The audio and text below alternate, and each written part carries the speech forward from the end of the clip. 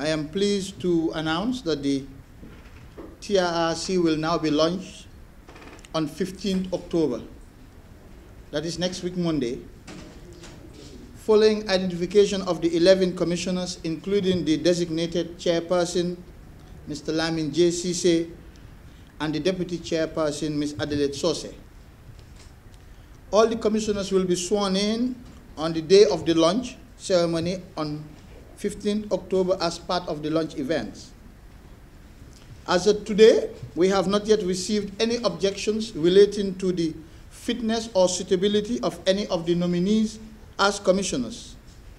The 11 commissioners identified include representatives from all the regions of the country, including the diaspora.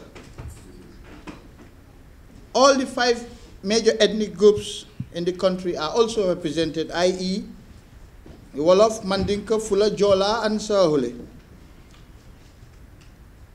The 2 main religions in the country are also represented, and 4 women, including the deputy chairperson. Their names and relevant identifying information were published, so I need not repeat them here. As you also know, I had appointed lead counsel to the TRRC in the person of Mr. Esafal. He will be assisted by a small team of lawyers, including a deputy counsel in the person of Ms. Horeja Ballagay. The TRRC is lining up a few witnesses to commence public hearings soon after the launch event.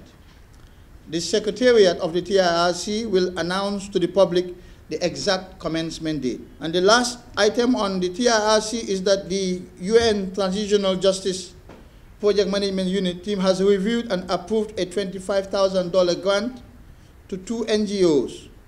The Victim Center, I understand, is to receive $18,000. And FLAG, the Female Lawyers Association of the Gambia, is to receive $7,000. On the National Human Rights Commission, following the shortlisting of 9 candidates by the selection panel comprising the Association of Non-Governmental Organizations, the Gambia Bar Association, the Gambia Federation of the Disabled, the National Youth Council, the Female Lawyers Association of the Gambia, and the Gambia Press Union, I have now published in the Gazette the names of the 9 shortlisted candidates for objections by the public. After 14 days, and barring any objections with reasons in writing, the names will be forwarded to the National Assembly for their consideration and approval of 5 of the candidates before appointment by the President as commissioners to the National Human Rights Commission. On an anti-corruption commission, there is now a draft anti-corruption commission bill that is being reviewed for submission to Cabinet.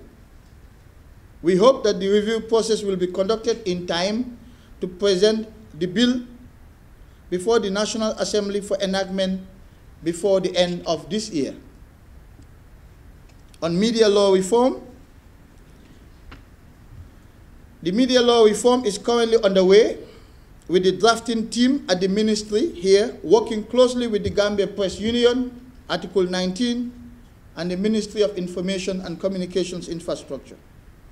I will provide more updates on my next briefing with you on this process. On our work plan for 2019, the ministry has already started working on its major projects for next year.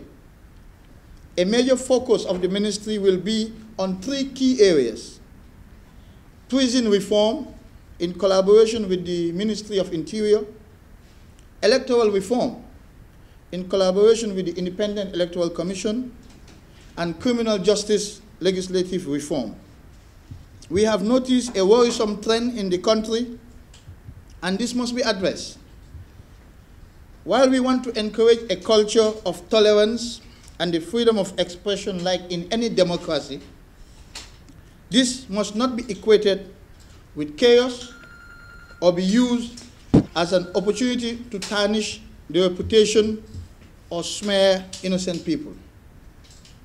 The tendency, increasingly, is that once an allegation is made against someone, many people rush to judgment and condemn them even when there is no evidence to support an allegation.